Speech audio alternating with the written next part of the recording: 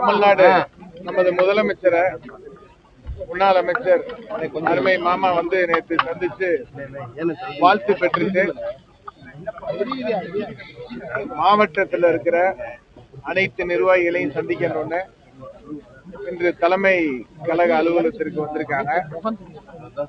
மாமாவோட அந்த ஒரு நல்ல ஒரு எழுச்சியான அந்த முகம், அவங்களுடைய ஆதரவாளர்கள் எல்லாரையும் பார்த்து சந்திச்சு அவங்களுடைய அன்பையும் பெற்றுட்டு கலந்து பேசிட்டு சந்தோஷமா முடிச்சுட்டு வெளியில வந்திருக்கோம். ஏதாவது கொஸ்டின் இருந்தா கேளுங்க, சொல்லிடுறோம். ரெண்டு பேரும் இணைந்து செயல்பட்டு முடிவு பண்ணி பண்ணிட்டு இருக்கீங்க. இப்ப விராலிமலை பை எலெக்ஷன் வந்தாங்க, மீண்டும் முன்னாள் அமைச்சர் பண்ணது அது வந்து முதலமைச்சர் முடிவு பண்ணுவாங்க. நல்லபடியா முடிவு பண்ணி நல்லபடியா அது தேர்தல் வந்ததுக்கு அப்புறம் சிஎம் முடிவு பண்ணுவாங்க. நீங்க வந்து இப்போ சிபிஐல ஜாயின் பண்ணிருக்கீங்க, உங்களுடைய மனநிலை எப்படி இருக்கு? நேற்றுக்கு சிஎம் பார்த்துட்டு வந்திருக்கீங்க.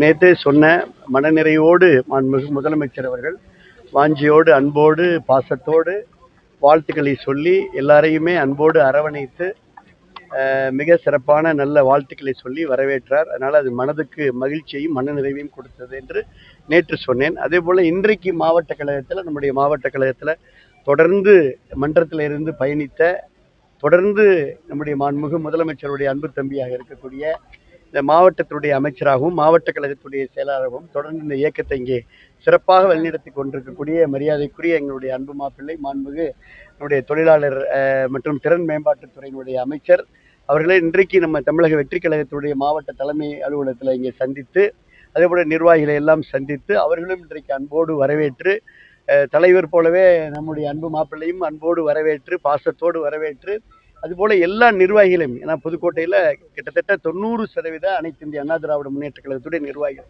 ஒன்றிய கழகத்துடைய செயலாளர்கள், சேர்மன்கள் எல்லாருமே இன்னைக்கு வந்தாங்க. எல்லாரையும் கிட்டத்தட்ட 2.5 மணி நேரத்திற்கு மேலாக அவர் பொறுமையோடு இருந்து எல்லோரையுமே சந்தித்து வாழ்த்துக்களை சொல்லி இவர்களுக்கெல்லாம் உற்சாகத்தை ஊட்டி இன்றைக்கும் இந்த நிகழ்வு மனநிறைவோடு இருந்தது. இந்த பயணம் தமிழக வெற்றி கழகத்தில் எங்களுடைய இந்த பயணம் நிச்சயமா வெற்றி கழகத்தில் வெற்றி பயணமாக அமையும்.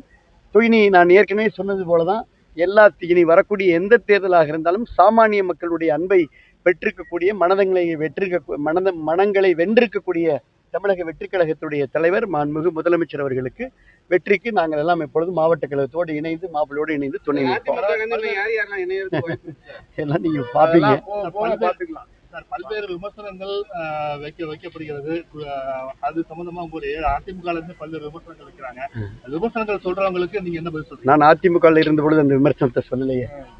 அதனால ஒரு இயக்கத்தை, ஒரு அத்தியாயத்தை முடித்து புதிய அத்தியாயத்தை தொடங்கி இருக்கின்றோம்.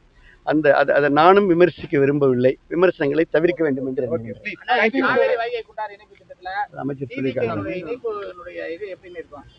அனைத்து திட்டங்களும் முதலமைச்சர்கிட்ட எடுத்து சொல்லி இருக்கோம்.